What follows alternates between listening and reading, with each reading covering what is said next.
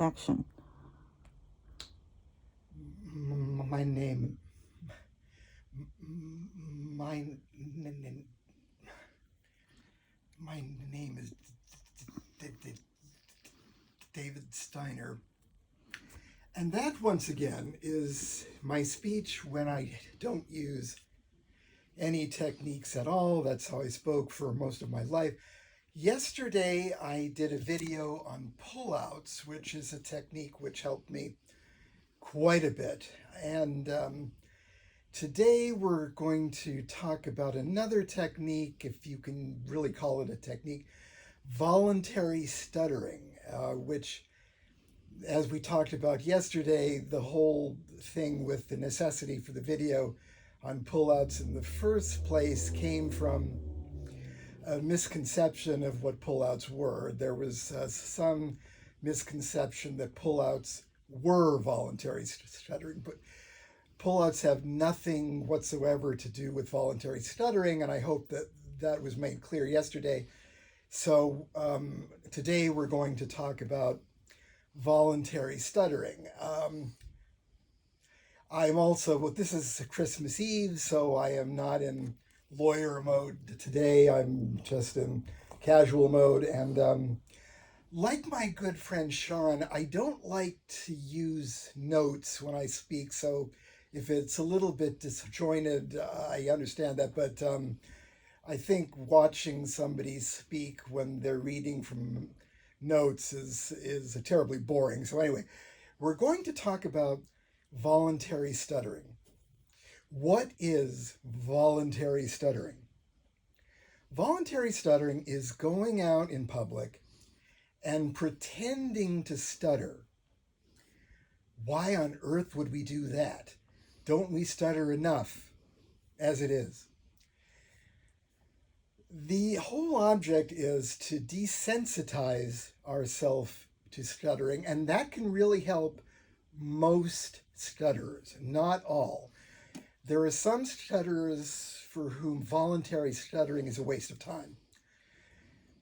It only works if you absolutely hate doing it, at least at the beginning. If you're the kind of stutterer who likes their stutter, who says stuttering is a gift or something, it won't help, but who cares, because those people are happy stuttering anyway.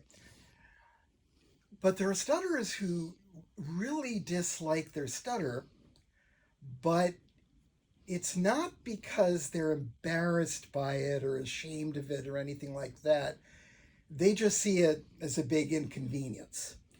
If that's how you view your stutter, voluntary stuttering won't help you.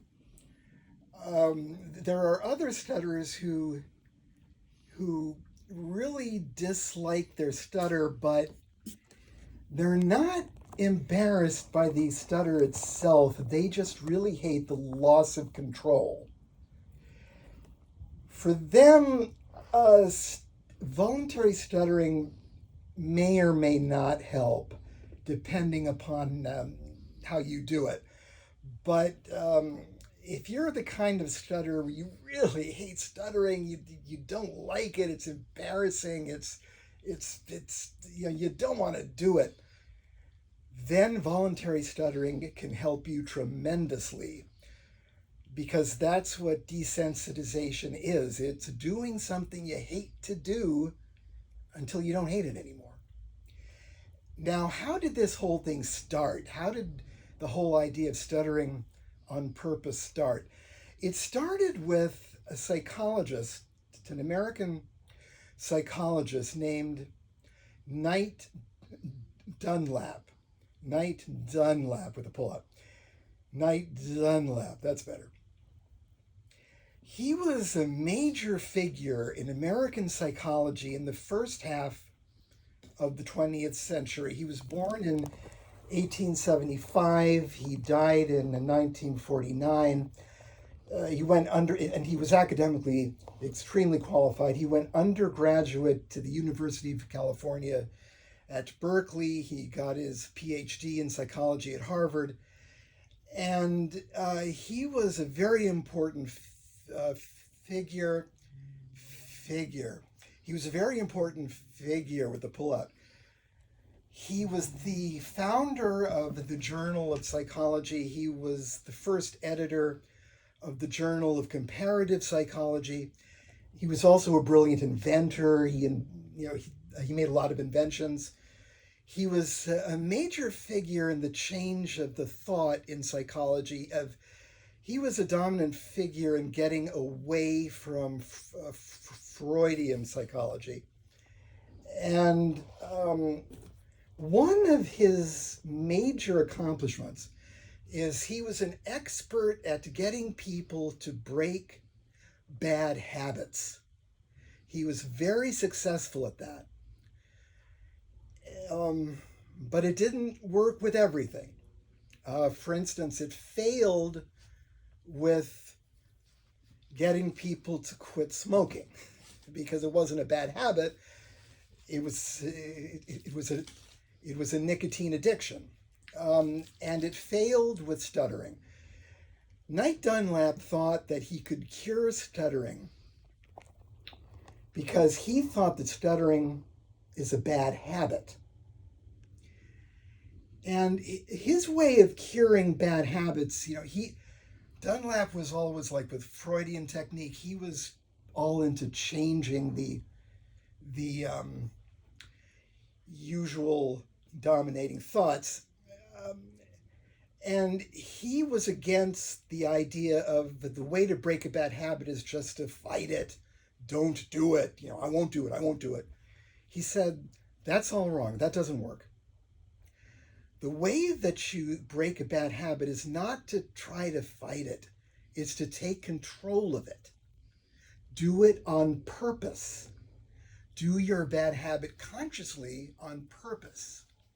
He called that negative practice.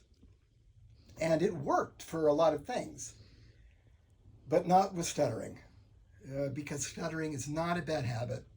It's a neurological glitch. So it failed. It didn't cure anybody. It actually seemed to cure it initially in many people, because initially when many people started to stutter on purpose, they would get a lot of fluency, but it was only temporary. It never stabilized. So he scrapped that. But it did have other effects.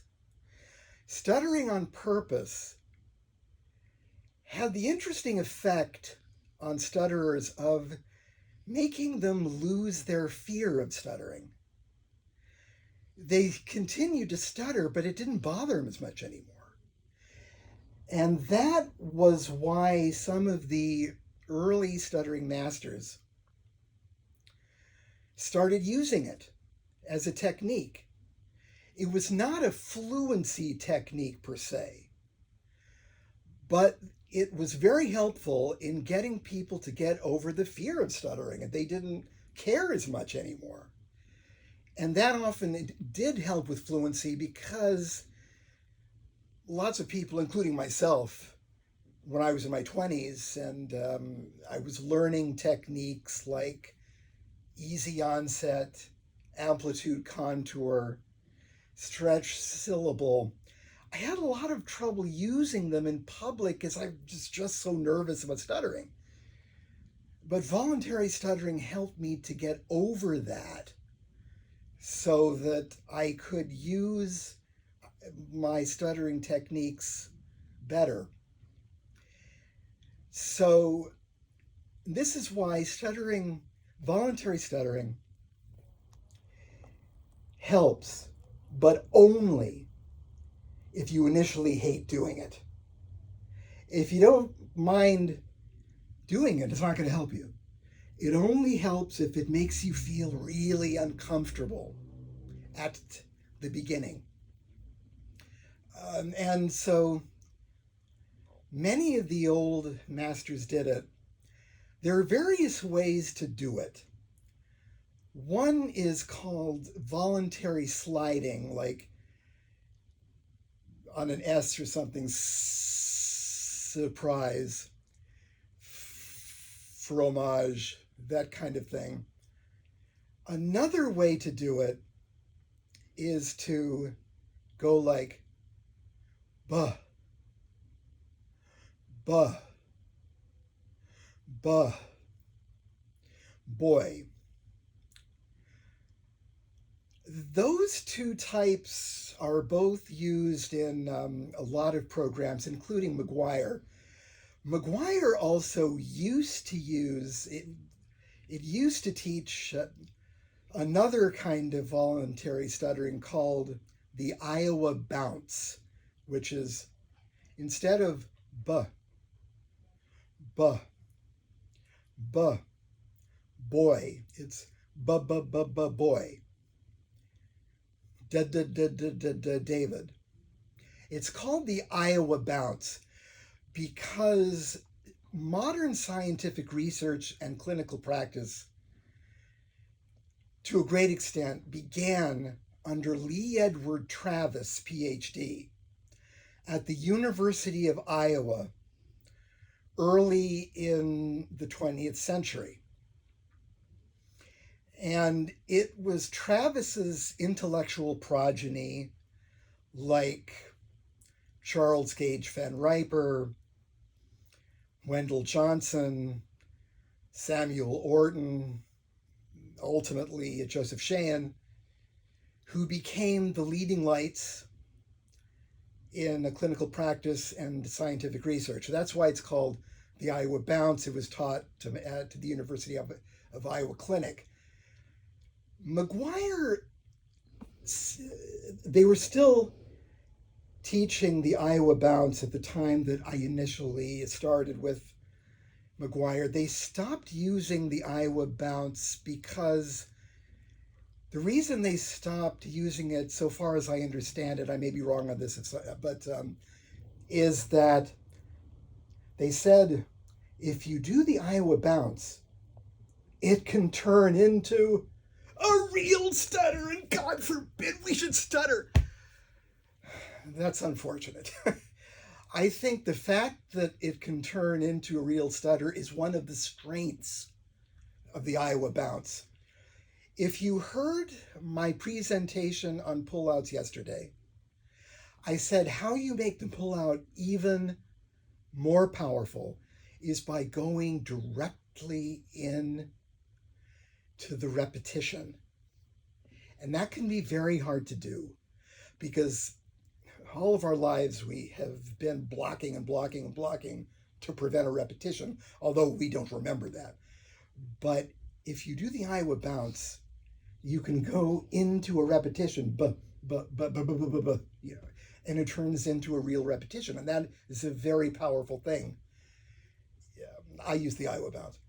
So that's why I said the people who don't like the people who don't like stuttering, not because they're embarrassed by the repetitions or the blocks, but because they don't like the loss of control. Doing it like buh, buh, buh, or surprise won't help that kind of a person. But doing the Iowa Bounce will if it becomes a real stutter. So anyway, how we do this, you just go out and do it. You go out and say, I'm surprised. My name is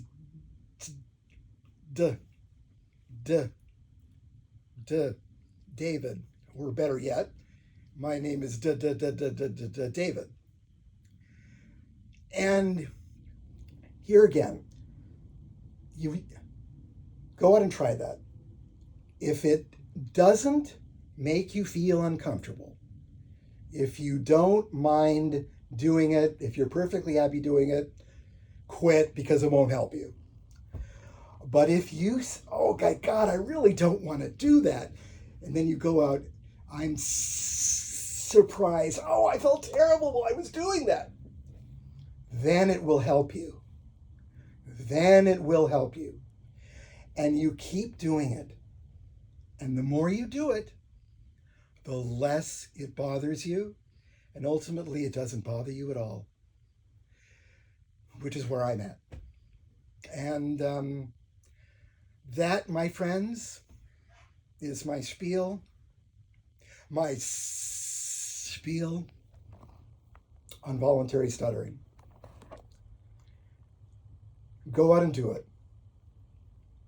If it turns out that you don't mind doing it, stop. It won't help you. But if you hate doing it, keep doing it until it doesn't bother you anymore. And that's a wonderful feeling. Merry Christmas. Happy New Year. My friends, over and out.